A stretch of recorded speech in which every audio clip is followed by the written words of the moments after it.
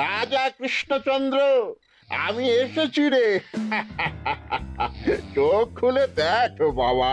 কে কে কে আপনি? আমি স্বামী খটখটানন্দ। আমি জানতে পেরেছি তোর মনে সুখ নেই, তাই তো সেই সুদূর হিমালয় থেকে ছুটে এলাম। ও, আপনি কি করে জানলেন সাধু বাবা? ওরে পাগল ছেলের কথা শোনো। সন্তানের মনের কথা যদি জানতেই না পারি, তাহলে কিসের তপস্যা আর কিসের ধ্যান? কি জেনেছেন সাধু বাবা? 3 দিন ধরে মনে কোনো সুখ খুঁজে পাচ্ছি না, নানান রকম চিন্তায় জর্জরিত হয়ে রয়েছি। তার মধ্যে আজ 3 দিন হলো রানী বাপের বাড়ি গিয়ে রয়েছে। সুখ কি তোর একার? এই মায়ার সংসারে সুখ খুঁজে পাবি কি করে? তোর যে তপস্যার সময় হয়েছে বাবা। শোন, এই পাথরটা ধর। আমি যোগ বলে এই মন্ত্রপুত পাথর পেয়েছি। কাল পূর্ব দিকের নদীর পাড়ে এই মন্ত্রপুত পাথর স্থাপন করবি। আমি চাই তুই নিজে এই পাথরের আরাধনা করিস। তাই ওইখানে এক কুটির বানিয়ে তুই একা থাকবি। একা? আর রানী? সংসারে দুঃখ ছাড়ার কিছুই নেই। তোর আসলে সুখ লুকিয়ে আছে ওই মন্ত্রপুত পাথরে। এই পাথর তোর মনে সুখ ফিরিয়ে আনবে আর এই গোটা রাজ্যে শান্তি বজায় রাখবে।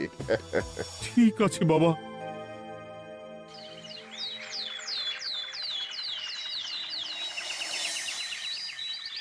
জয় বাবা খটখটানন্দের জয়। কি তার জ্যোতি, কি তার ব্যক্তিত্ব, আহ, কি তার কণ্ঠস্বর! এই মন্ত্রপুত পাথর আমার এবং এই রাজ্যের সকলে সুখ শান্তি ফিরিয়ে আনবে। আজ থেকে আমি সাধু বাবার পরামর্শ মতন এখানেই থাকবো। তোমাদের যার যা যা বক্তব্য আমাকে এখানে এসেই বলবে। কোনো চিন্তা করবেন না মহারাজ, আমি সব সামলে নেব। আপনি নিষ্ঠা সহকারে সাধু বাবার আদেশ পালন করুন। মহারাজ, যার নামেই খট তার কথাই ভরসা করা কি ঠিক হবে? একটা সামান্য পাথর কি করে সুখ ফিরিয়ে আনবে মহারাজ? বিষয়টা কি খটখটানন্দের মতন খটকার নয়? এটা মোটেই সামান্য পাথর নয় গোপাল, এটা মন্ত্রপুত পাথর। আর এসব হচ্ছে বিশ্বাসের ব্যাপার। শুধু তোমার মতন ভাঁড় দিয়ে কি আর রাজ্য চলে? রাজ্য চালাতে গেলে ভক্তি, শ্রদ্ধা, আশীর্বাদও দরকার হয়। ঠিকই, শাস্ত্রে বলে বিশ্বাসে মিলায় বস্তু, তর্কে বহুদূর। কিন্তু মহারাজ, রাজ্যটাও তো চালাতে হবে। আপনি এখানে থাকলে এই রাজ্যের কি হবে মহারাজ? একবার ভেবে দেখুন, সাধু বাবা আসল না হয়ে নকলও তো হতে পারে।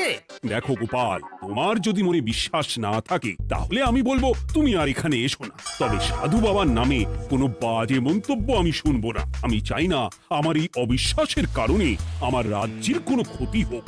আর আমি এই রাজ্যের মন্ত্রী, আমি থাকতে তোমাকে রাজ্য নিয়ে বেশি ভাবতে হবে না। তুমি এখন যাও তো গোপাল, যাও। মহারাজকে আর বিরক্ত করো না। পাল না থাকলে এ রাজ্যের কিছুই এসে যাবে না। আমরা থাকতে নাকি ভাঁড় চালাবে রাজ্য? আচ্ছা, ঠিক আছে, দেখা যাক। তাহলে আসি মহারাজ। হ্যাঁ হ্যাঁ, এসো এসো।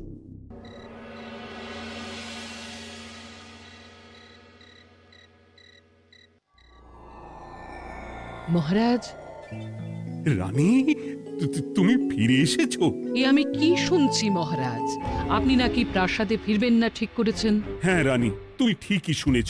আমি আর প্রাসাদে ফিরবো না। আমি এখানে থেকে ওই মন্ত্রপুত পাথরের আরাধনা করব। কে না কে এসে আপনাকে বলল আর আপনি প্রাসাদ ছেড়ে এই কুটিরে থাকবেন? আপনার শরীর খারাপ করবে মহারাজ, আপনি ফিরে চলুন। কে না কে নয় রানী, স্বামী খটখটানন্দ খুব বড় সাধু। উনি যোগ বলে আমার দুঃখের কথা জানতে পেরে সেই হিমালয় থেকে ছুটে এসেছেন আমাকে ওই পাথর দিতে। তুমি আমায় ফিরতে জোর করো না রানী। আর আপনার রাজ্য, আপনার প্রজারা, তাদের কি হবে মহারাজ? সে নিয়ে তুমি ভেবো না রানী, আমি এখানে বসেই মন্ত্রীকে দিয়ে সবটা সামলে নেব। তাহলে আমিও আপনার সাথে এখানে থাকবো। আপনাকে ছাড়া আমি প্রাসাদে ফিরবো না। তা হয় না রানী, সাধু বাবা আমাকে একা থাকতে বলেছেন। এসব ধ্যান যোগ আরাধনা একা করতে হয়। গোপাল সবটা জানে মহারাজ। আহ, আমার সামনেও নাম করবে না রানী। গোপালের কত বড় সাহস তুমি ভাবো একবার। ও বলে সাধু বাবা ভণ্ডও হতে পারে। আমার তখন ইচ্ছা করছিল ওর মাথার যে কটা চুল আছে সেটাও ছিঁড়ে নিতে। না না না, আমি আর গোপালের মুখ দেখতে চাই না। আপনি উত্তেজিত হবেন না মহারাজ, আপনি বিশ্রাম করুন, আমি আবার কাল আসবো।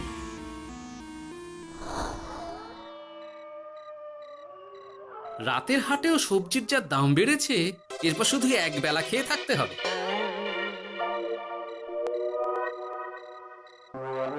হে ভোলা, বাড়ি না গিয়ে এখানে বসে আছো কেন? দুঃখের কথা কি আর বলবো তোমায় গোপাল দাদা। বলোই না, শুনে দেখি। সামনে বর্ষা আসছে, বাড়ির ছাদটাও মেরামত না করলেই নয়। কিন্তু আমার কাছে তো এখন এত টাকা নেই, তাই ওই গিন্নির সাথে পরামর্শ করে গেলাম মহারাজের কাছে সাহায্য চাইতে। থামলে কেন, পুরোটা বলো। কি আর বলবো গোপাল দাদা, মহারাজের উত্তর শুনে আমি তো অবাক।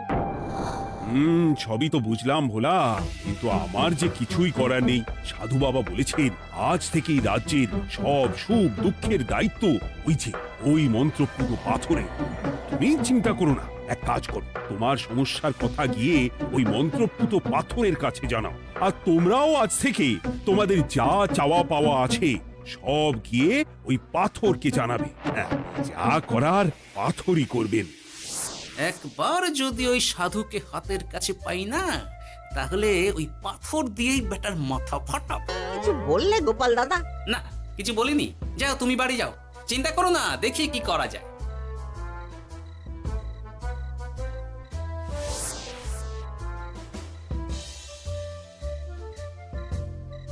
কি ব্যাপার, এত রাতে বটা ঘটা মন্ত্রীর বাড়িতে কি করছিল?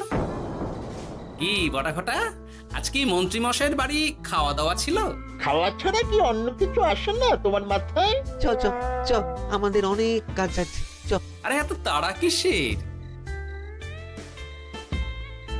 বাবা, বটা ঘটার এত কি গুরুত্বপূর্ণ কাজ যে একেবারে ছুটে পালালো? না, ব্যাপারটা তো সুবিধের ঠেকছে না।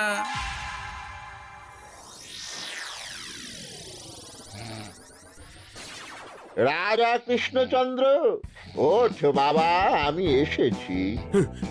সাধু বাবা, আপনি এসেছেন? কেমন আছিস বাবা?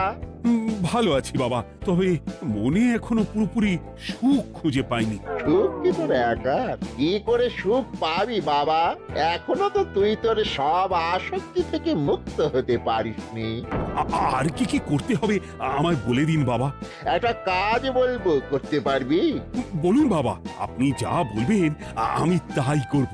এই রাজপাট তুই ছেড়ে দে, এসব থেকে নিজেকে মুক্ত করে তুই তোর সাধনায় মন দে, দেখবি তার ফল তুই পাবি। কিন্তু তাহলে রাজ্যের কি হবে? কে দেখবে সাধু বাবা? কেন তোর মন্ত্রী? ওর থেকে ভালো লোক তুই আর পাবি না। ওই হচ্ছে তোর আসল শুভাকাঙ্ক্ষী, আমি যোগ বলে জানতে পেরেছি। আচ্ছা, তাই হবে। আর আর ওই গোপালটাকে যদি পারেন একটু সাহায্য করবেন বাবা। ওই তুচ্ছ গোপালকে নিয়ে তুই চিন্তিত হোস না, ওরে বুড়ি মন্ত্রী মশাই ফাটাবে। তুই যা, ঘুমো।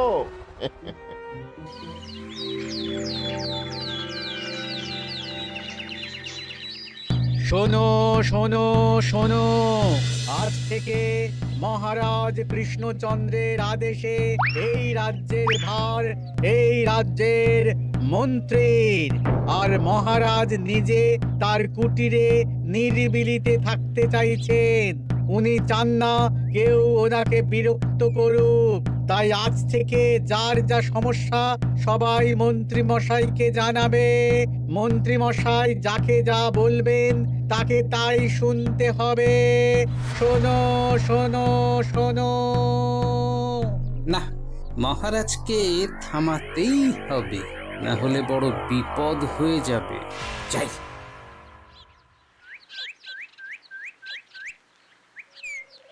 মহারাজ, এই ভুল আপনি করবেন না। মন্ত্রীর হাতে রাজ্যের ভার দিলে রাজ্যের সর্বনাশ হবে মহারাজ। দেখো গোপাল, আমি যেটা করেছি সেটা ঠিক বুঝেই করেছি। আমার সিদ্ধান্ত আর বদলাবে না। আর এই বিষয় নিয়ে আমি তোমার সাথে কথাই বলতে চাই না। মহারাজ, গ্রামবাসীরা আপনার এই সিদ্ধান্ত খুশি মনে মেনে নেয়নি।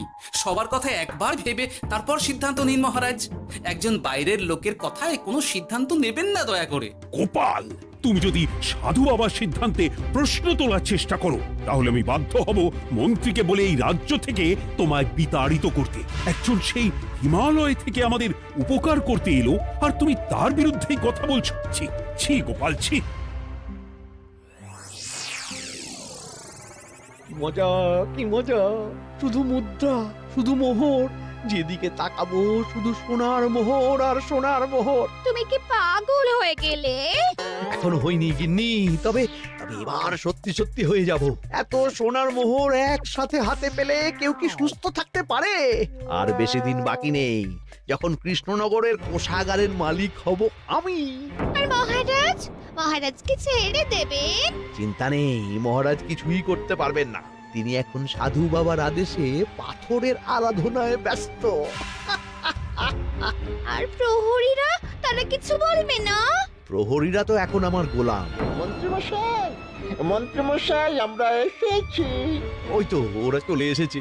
ওরা কি করবে? ওরাই তো কোষাগার লুট করতে আমায় সাহায্য করবে। রাজ কোষাগার হবে শুধু আমার, আমার, আমার।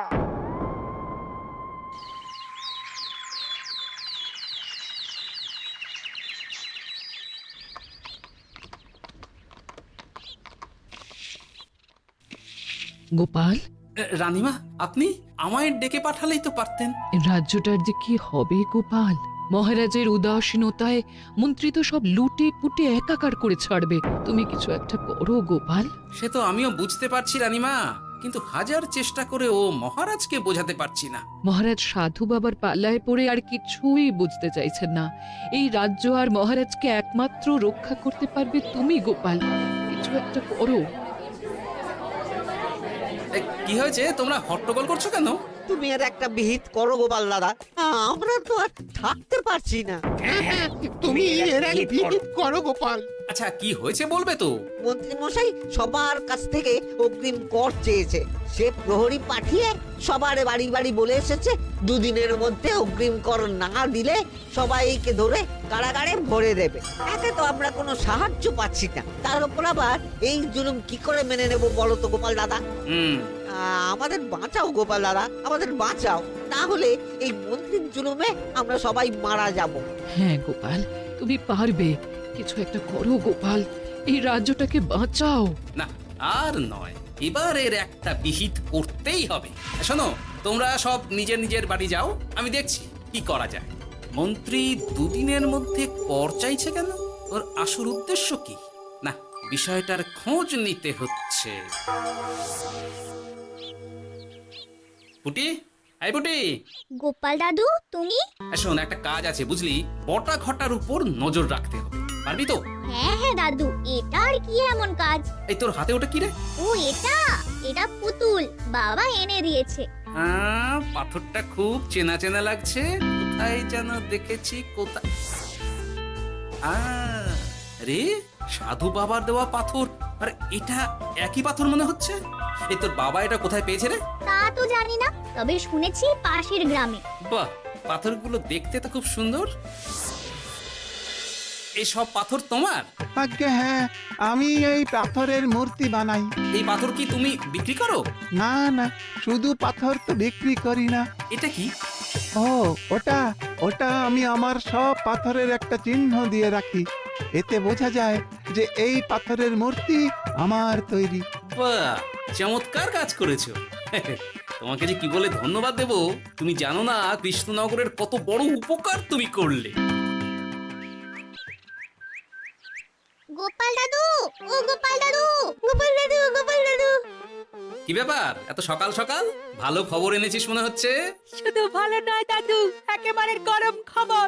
দাদু, রহস্য আমরা ফাঁস করে ফেলেছি দাদু। বলিস কি রে? শুনি শুনি। কাল রাতে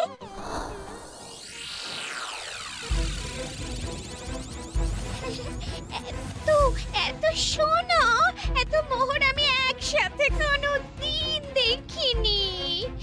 ও, এইসব আমাদের? হ্যাঁ গিন্নি, হ্যাঁ, এই সব আমাদের, সব। ওরে বাবা, আমার তো বিশ্বাসই হচ্ছে না, ভাবলেই গায়ে কাঁটা দিচ্ছে। রে বটা, আজ সাধু সেজে মহারাজের কাছে গেছিলি? হ্যাঁ, মহারাজ তো আজ প্রায় 5 প্রণাম করতে যাচ্ছিলেন, কোনো মতে ঠেকিয়েছি। বলেছি প্রণাম নেওয়া আমার গুরুর বারণ আছে। আর আমি তো আজ এমন ধোঁয়া দিয়েছি যে মহারাজ একেবারে কেসে কেসে অস্থির। আর মাত্র 2 দিন, এই 2 দিন খেলাটা চালিয়ে যেতে পারলেই কেল্লা ফতে। আচ্ছা, এবার আমার কাছে পুরো বিষয়টা পরিষ্কার হলো। বাহ, তোরা দারুণ কাজ করেছিস রে। এবার শুধু আজ রাতে প্রমাণটা পেলেই হয়ে যাবে।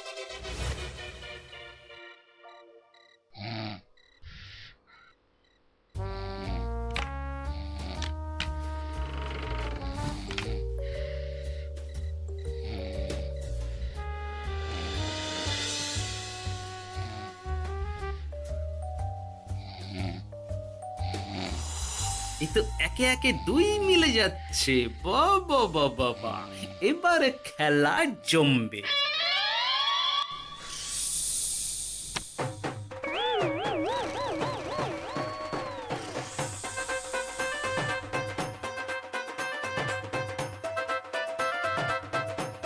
এই ঘটা ঘটা রে, এই ঘরে এত ধোঁয়া এলো কি করে রে?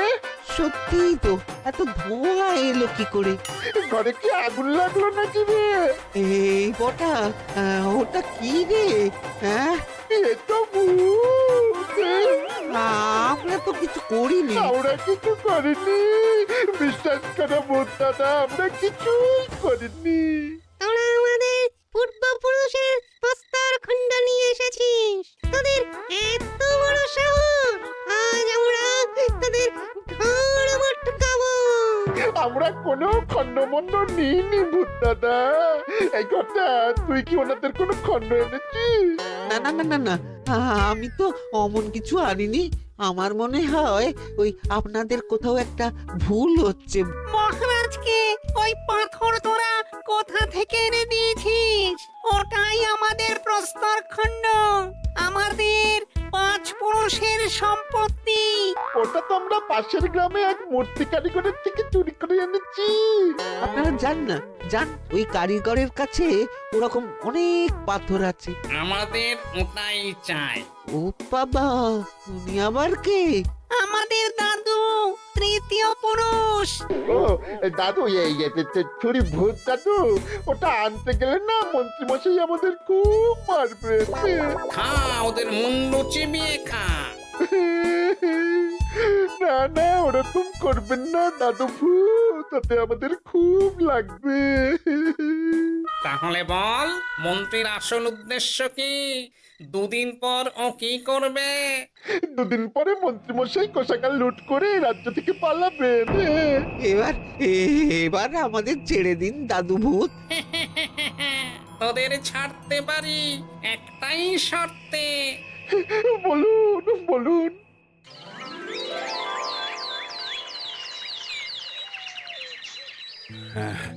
রাজ্যের পরিস্থিতি কি? প্রজারা সবাই ভালো আছে তো? হ্যাঁ মহারাজ, সেসব নিয়ে আপনি একদম চিন্তা করবেন না। বাবা, আপনি এসেছেন? আরে কৃষ্ণচন্দ্র, একটা কথা তোকে না বলে আর থাকতে পারলাম না। এটা আবার কে রে? বলুন বাবা। এই মন্ত্রীকে এই রাজ্যের দায়িত্ব দিতে বলে আমি বড় ভুল করেছিলাম। আসলে এই মন্ত্রী হচ্ছে চোর, ও তোর কোষাগার ফাঁকা করে পালাবার মতলব করেছে। কি বলছেন বাবা? মন্ত্রী, উনি যা বলছেন সব সত্যি? না না মহারাজ, এই বটা কি হচ্ছে কি? বটা? তুমি সাধু বাবাকে বটা বলে ডাকছো কেন? আমি বলি কি বাবা, এই মন্ত্রীকে তুই শুলে দে। বটা, তুই থামবি? আমার খেয়ে আমায় ছুরি মারা? ওর কথা আপনি বিশ্বাস করবেন না মহারাজ, ও সাধু নয়, ও ভণ্ড। মানেটা কি? মন্ত্রী মশাই ঠিকই বলছেন মহারাজ। ও সাধু নয়, ও কৃষ্ণনগরের বটা। এসব আপনার আদরের মন্ত্রীর কাজ মহারাজ। মন্ত্রী আপনার রাজ্য লুট করার মতলব করেছে, তাই বটাকে সাধু সাজিয়ে আপনার মন জয় করে প্রথমে আপনাকে প্রাসাদ থেকে তাড়িয়েছে, তারপর রাজ্যপাট নিজের হাতে নিয়ে কোষাগার হাতিয়েছে। আর এই পাথর কিসের গোপাল? পাথর? পাথর এই কারিগরের মহারাজ। উনি পাশের গ্রামে এই পাথর দিয়ে মূর্তি গড়েন। মন্ত্রী বটাকে দিয়ে এই পাথর চুরি করিয়েছে।